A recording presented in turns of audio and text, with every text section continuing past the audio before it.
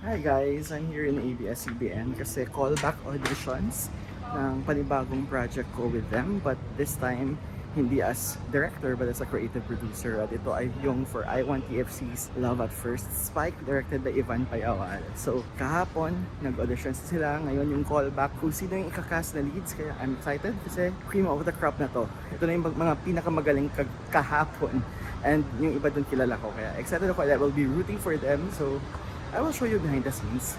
So ito na ngayon yung mga nandito for the callback. This is the cream of the crop dahil kahapon nagsala na at ito yung mga nasala. So Sky will audition one of the shortlisted roles for the role of Jaren, right? Jaren. Pero hindi ito yung first time mong mag-BL, di ba? No.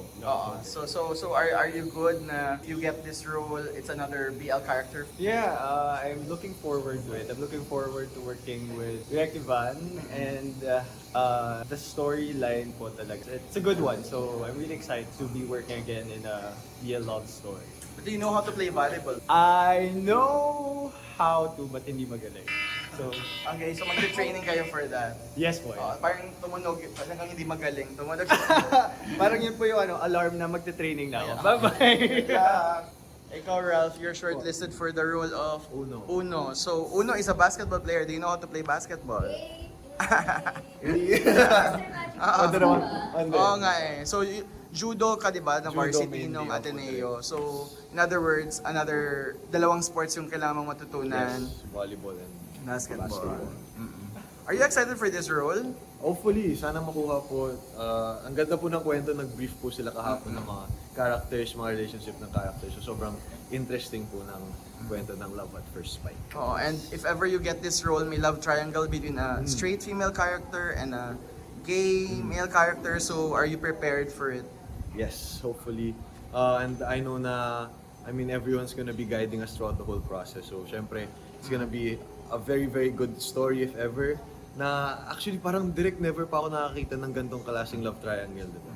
So yun, so exciting. I'm excited for you, Ralph. I'm rooting for you. Thank Ha? Direk. Thank you. Straight from Bar Boys. Congrats. Kumusta? Thank you po. I am doing great. Thank you.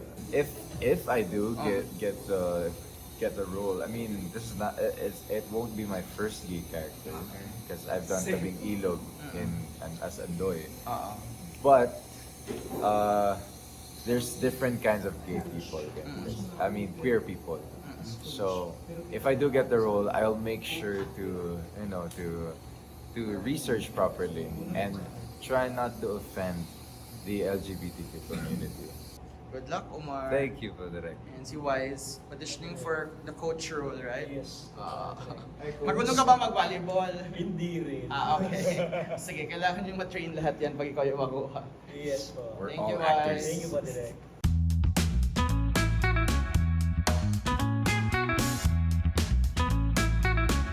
So anyway, the director of the series is Ivan Payawal.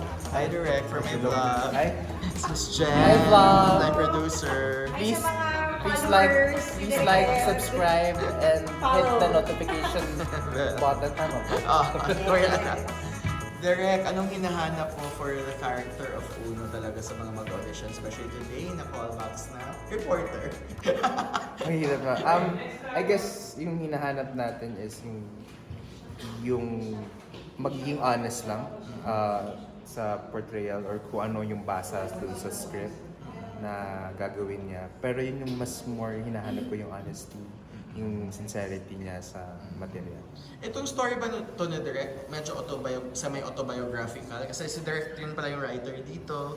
So, ano ba to? Semi-autobiographical ba to? Or fiction talaga? Sige, ganito na lang. Fiction na lang. But you used to play volleyball, right? Yes. Oo, isa sa mga characters dito si Direct Ivan in high school. Ihulaan nyo lang, guys.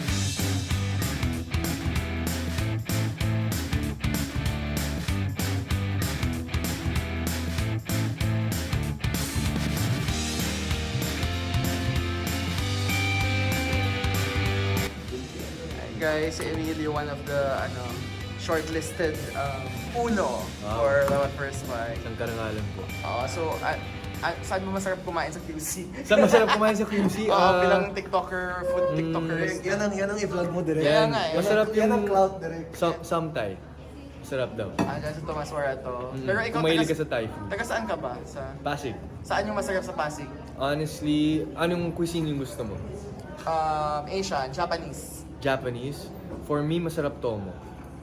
Sa San Juan. Oo naman. Sarap. Oo naman. Sobrang sarap. Mahal nga lang pero Mahal yes. nga lang. Pero sabi mo kasi Ah. quality. Yan, quality talaga. Totoo pang nag-work ka pa rin ba? Not anymore sa corporate. Dito na. Full-time na ako. Dito. Full-time na siya. ABS-CBN. Sorry po. Oo nga eh. Opo. Yeah. Si Sir Rayleigh, producer namin. Investment banker, Sir Reyes. Napanood mo ba yung TikTok nito? Dati kasi nung nasa corporate siya, ang ginagawa Nagla-lunch niya, break. pag lunch break, nag-aano siya ng kung saan kakain. Pag nagka-work na tayo, Sir Riley, tsaka Sir, magla-lunch break tayo.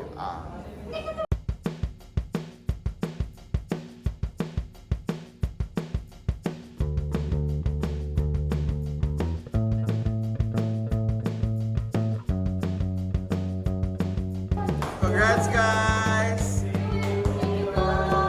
Ayan guys, si Derek overwhelmed after the auditions.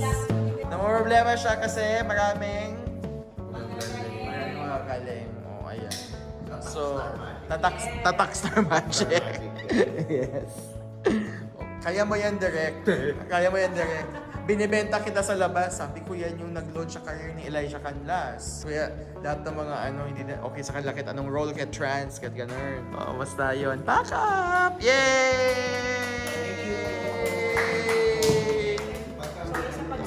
Thank you!